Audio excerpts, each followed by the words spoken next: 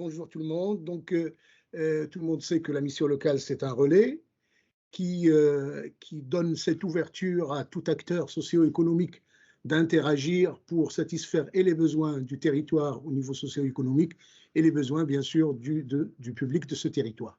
Donc, avec le CFA, la FDME en particulier, mais avec d'autres CFA, on a développé pas mal d'axes de travail qui sont notamment des ateliers préparatoires de rencontres qu'on peut appeler information collective. Nous, on l'a appelé départ, c'est-à-dire dynamique pour une alternance réussie. Donc, ce temps est un temps où on repère bien sûr le public après un diagnostic. Une fois le repérage est là, on voit l'intérêt par rapport à l'alternance et on les invite à des informations collectives où les représentants des CFA et notamment de la faculté des métiers sont là pour pouvoir les sensibiliser d'abord à la notion, la voie de l'alternance en général. Après, une fois on a travaillé sur le projet de chacun, on est revenu sur le projet de chacun, on va développer les éléments qui sont particuliers au projet présent pendant cette information collective. Et après, on va voir ceux qui sont faisables en matière d'alternance et ceux qui le sont moins. Et une fois c'est fait, ben c'est là où on met en place des entretiens individuels. Et ces entretiens individuels vont donner la possibilité, comme on parlait tout à l'heure sur d'autres plans, de l'N-1 qui nous prépare à l'année N. Et ça, c'est quelque chose d'indispensable parce qu'on n'est pas avec un public qui est tout prêt pour aller directement sur une voie qu'on suppose, nous, faite pour lui, mais pour laquelle il lui faut quand même du travail. Donc, je laisse Mourad, je pense qu'il est là et qu'il va avoir la voix, je pense. Et après, moi, je vais continuer. Non, toujours pas. Bon. Non, toujours pas. Il faudrait peut-être, Mourad, que tu essayes avec un casque. Parfois, en branchant un casque, ça peut fonctionner. Voilà, donc je te laisse faire et je continue. Donc, du coup, dans cette démarche-là, parce qu'il y avait aussi tout à l'heure l'intérêt du numérique. Et nous, on est plus depuis 2020, on a mis en place une plateforme numérique avec la structure de formation EVOE sur Ivry-Courcouronnes. Et cette plateforme s'appelle alternance-essonne.fr. Et cette alternance numérique nous a permis de travailler sur ce mixte. Parce qu'à un certain temps, on était obligé de faire exclusivement en distanciel. Mais là, on a la possibilité de faire les deux.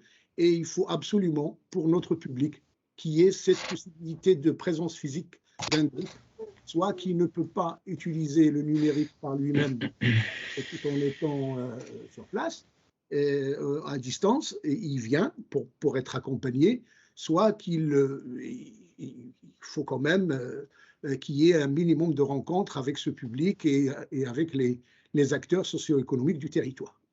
Donc, cette plateforme a été mise en place en 2020 et du coup, on l'utilise 2 à 3 fois par an, de manière à ce qu'on prépare un peu les étapes d'entrée en alternance sur l'année. Donc, mars-avril pour la première. Après, il y a celle de juin et l'autre, ça peut être septembre ou novembre en fonction des retards du public et des propositions des entreprises. Et du coup, on a besoin d'entreprises, donc la CCI, moi je retoque de nouveau, de manière à ce qu'on soit en contact avec certaines entreprises, surtout qu'on met en place une recherche-action en ce moment sur les métiers de l'artisanat. Donc, si vous avez des entreprises les uns les autres sur ce domaine-là, n'hésitez pas. Je mettrai mes contacts de manière à ce que vous me remontiez les informations pour qu'on puisse travailler ce réseau, faire travailler ce réseau, le faire interagir au bénéfice du public. Merci beaucoup, Rachid.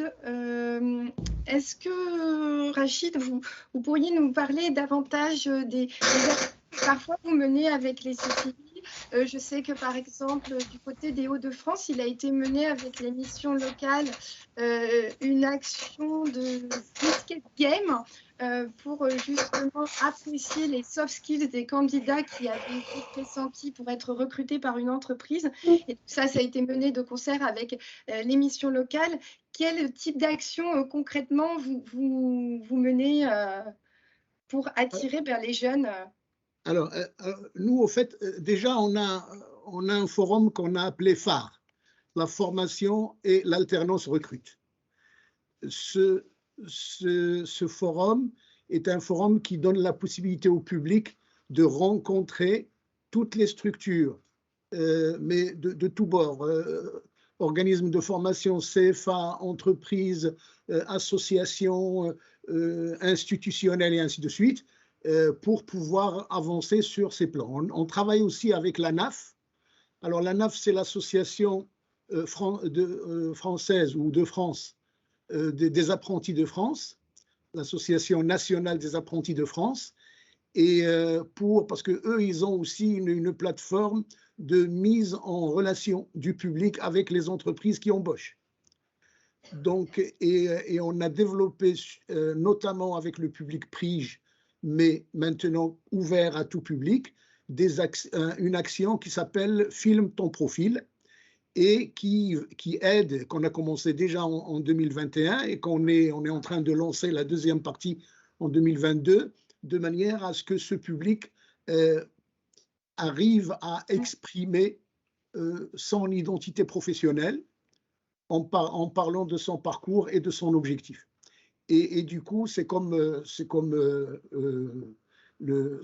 appelait à un moment donné CV vidéo, mais avec une approche un peu plus fine où la personne fait elle-même son scénario, fait elle-même son tournage à l'aide de certains professionnels de l'association, et qu'une fois c'est fait, il y a une autorisation de publier sa réalisation sur la plateforme en lien avec les entreprises.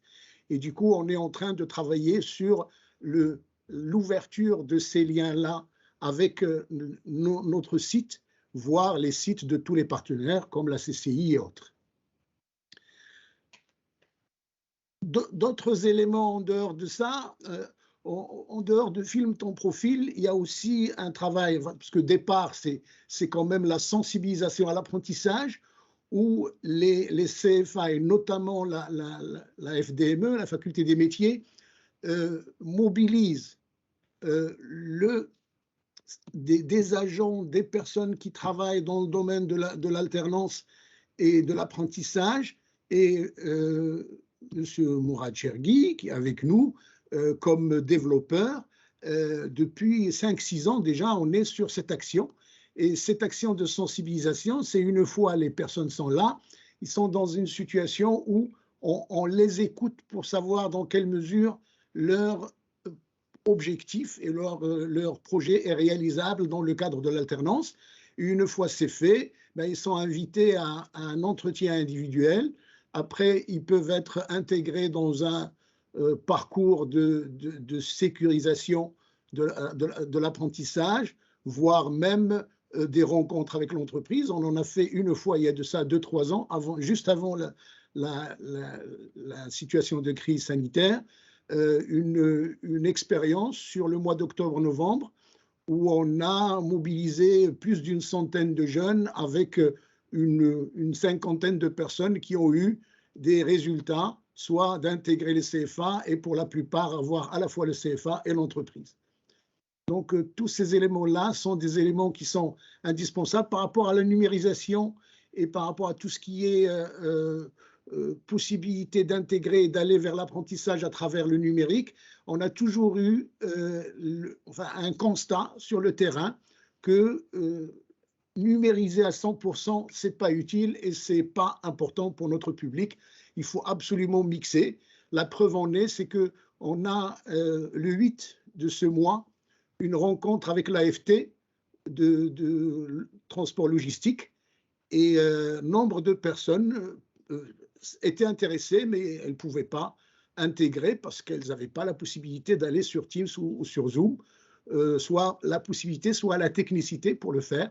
Donc, du coup, on a ouvert un espace d'accueil sur place pour que les gens qui n'ont pas cette possibilité-là viennent sur la structure pour pouvoir accéder. Donc, il faut toujours penser que ce qu'on disait tout à l'heure pour certains niveaux bac et bac plus 2 dans des régions, dans des lieux et ainsi de suite qui sont particuliers, ne le sont pas forcément de la même facilité, ne se font pas de la même facilité sur notre territoire.